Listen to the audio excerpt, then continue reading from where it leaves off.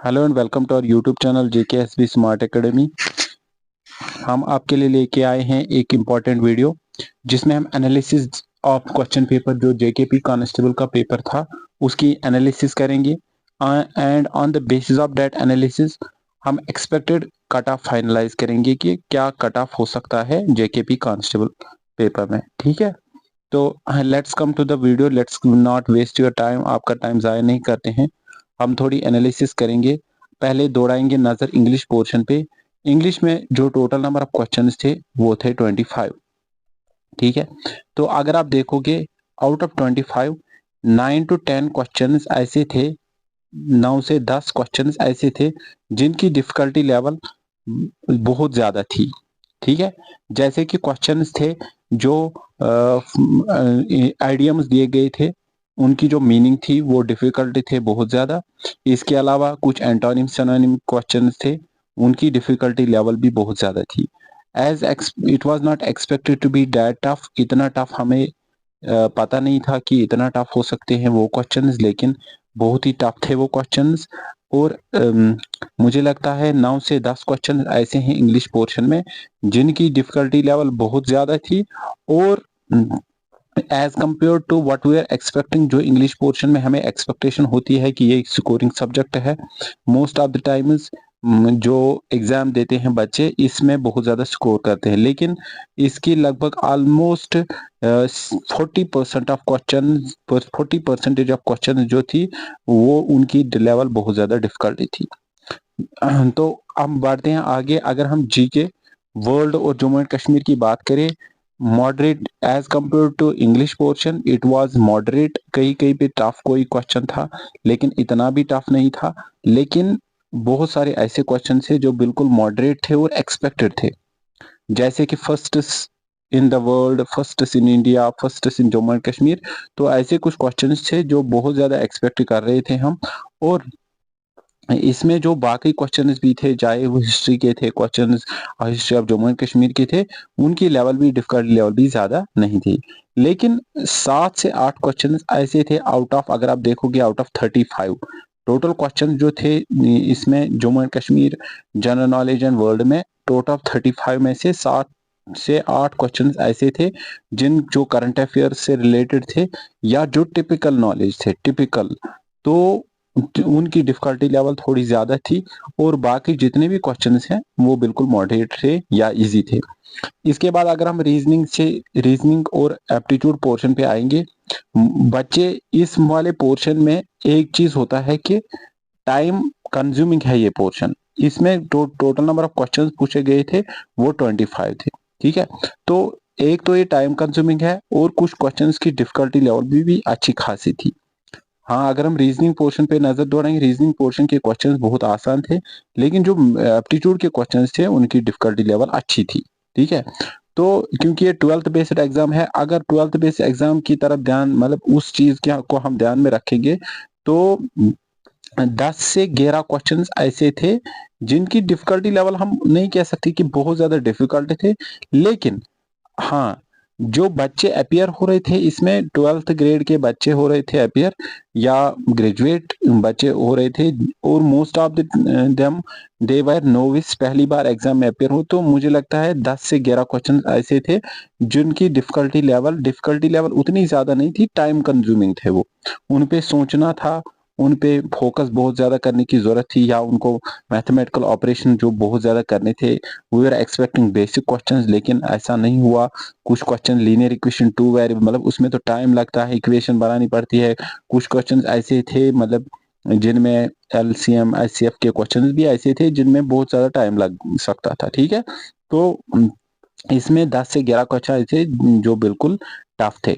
ठीक है, तो कंप्यूटर, अगर कंप्यूटर पोर्शन पे नजर दौड़ाएंगे, जो कंप्यूटर का पोर्शन बिल्कुल सबसे इजी, अगर स्कोरिंग और इजी पोर्शन है था पूरे पेपर में वो था computer portion.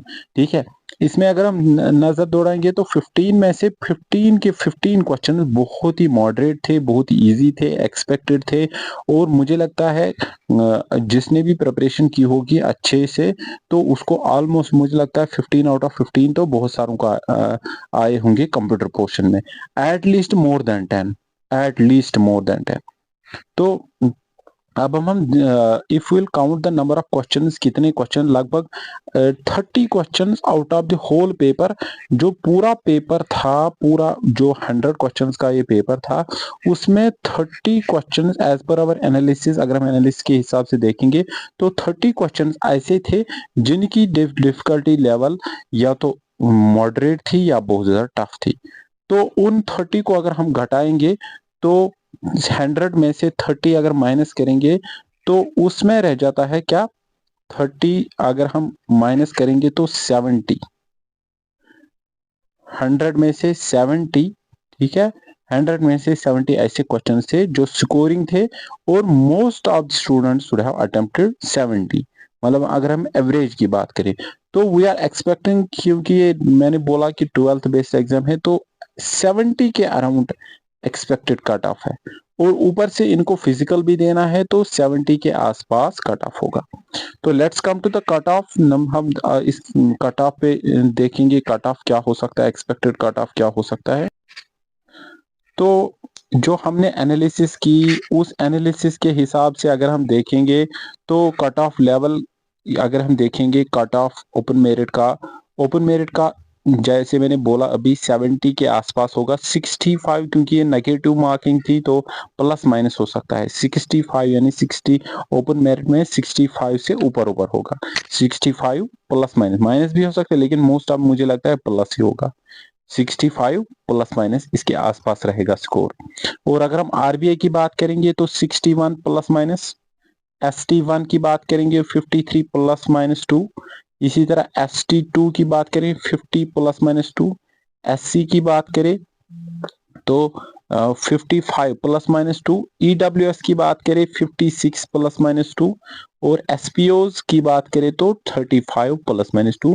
This is the expected cut off जो हमारे एनालिसिस के हिसाब से, जो JKSSB स्मार्ट एकेडमी के हिसाब से लग रहा है सेफ स्कोर है। तो this is the safe score, ये सेफ स्कोर मुझे लगता है, ठीक है।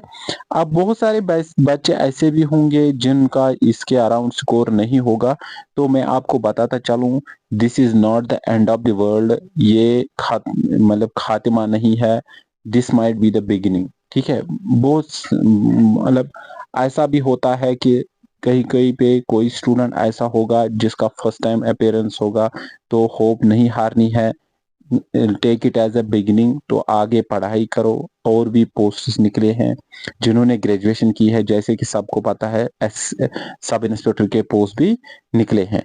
तो जो मतलब जिनका पहली बार एग्जाम था वो आगे भी मेहनत करते रहेंगे, आगे भी प्रिपरेशन करते रहेंगे और अप्लाई करते रहेंगे। पहली बात जो है सबसे इम्पोर्टेंट चीज है, आप अप्लाई किया करो, ठीक है। जो भी नोटिफिकेशन डिफरेंट पोस्ट्स निकलते हैं उनको अप्लाई करो, फिर मेहनत अच्छे से करो, आपका भी दिन आएगा, ठीक है। तो जैसे कि सबको पता है जो सब इंस्पेक्टर के पोस्ट वो भी निकले हैं, ठीक है। चलो उन पे थोड़ा सा नजर दौड़ाएंगे। एज यू ऑल नो कि जो सब इंस्पेक्टर पोस्ट है उनको अप्लाई करने का डेट 3 दिसंबर 2024 से शुरू हो गया है, ऑलरेडी वो शुरू हो गया है, और उनका लास्ट डेट है 2 जनवरी 2025। एक बात मैं इंपॉर्टेंट बात आपको बताता चलूं कि फॉर्म सबमिशन में देर नहीं करनी चाहिए, अप्लाई करो एज सोन एज पॉसिबल। जो आप सबको तो एज क्राइटेरिया क्या है इसमें, 18 से 28 ईयर्स तक जितने भी बच्चे हैं जिन्होंने ग्रेजुएशन की है, graduate in any stream qualification होनी चाहिए, और एज होनी चाहिए 18 to 28 ईयर्स। तो आपको जल्दी से एक काम करना पड़ेगा कि आप जल्दी से जल्दी अप्लाई करो। 3 तारीख से फॉर्म की सबमिशन लिंक ओपन हो गई है, 2 जनवरी 2025 तक इनकी लास्ट डेट है।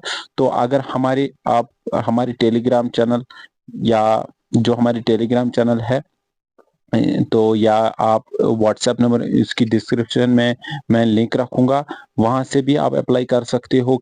अगर किसी को अप्लाई करना होगा और कोई भी डिफिकल्टी होगा while applying for sub inspector post, अगर किसी को अप्लाई करना होगा तो इस व्हाट्सएप नंबर पे आप अपनी डिटेल्स भेज सकते हो और हम आपका एप्लीकेशन फॉर्म सबमिट कर सकते हैं, ठीक है। तो मिनिमम चार्जेस पे आपको एप्लीकेशन फॉर्म सबमिट किया जाएगा आपका। तो ये एक इम्पोर्टेंट अपॉर्चुनिटी है सबके लिए। नंबर ऑफ पोस्ट आप सबको पता है 669 है सब इंस्पेक्टर के पोस्ट। तो जिनका कांस्टेबल लेवल में रह गया होगा, अगर लगता है कि हमने इतना स्कोर नहीं किया, तो आप होप मत हारिए, आप अप्लाई करिए सब इंस्पेक्टर पोस्ट के लिए भी। और भी आगे बहुत सारे पोस्ट आने वाले हैं, पटवारी के पोस्ट आने वाले हैं, लेक्चरर के पोस्ट आने वाले हैं। तो आप बस उम्मीद रखिए, ठीक है, आप बस मेहनत करते रहिए, कंसिस्टेंसी रखिए अपनी, ठीक है, मेहनत करते रहिए। तो हमारी चैनल के साथ, हमारी जो यूट्यूब चैनल है, हमारी टेलीग्राम चैनल के साथ बने रहिए।